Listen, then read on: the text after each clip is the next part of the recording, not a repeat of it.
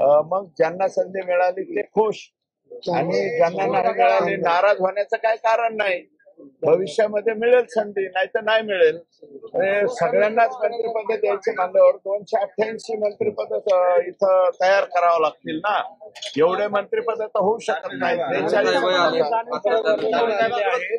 येऊ द्या. माझं झाल्यावर दानवे साहेबांना विचारा. आमच्या दोघांची एकमेकात खिचडी करू नका अशी माझी विनंती आहे.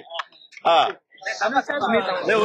नाही, माझं होऊ द्या. माझं झालं असं म्हणा, माझा मी निघून जातो. हा, तर नाराजी वगैरे कोणी काही ठेवू नये. पक्ष योग्य वेळी योग्य देत असेल. कदाचित लायक सगळेच माणसं असतात, संधी सगळ्यांना मिळत नाही. त्याच्यामुळं नाराज न होता जोरामध्ये, आणि मंत्र्यांची संत्र्याची काय गरज आहे. आमचा 6वा मजला जर पक्का असेल तर मंत्र्याची काय गरज आहे. आम्ही 6व्या मजल्यावरती आमचा माणूस बसलाय याच्यातच खुश आहोत.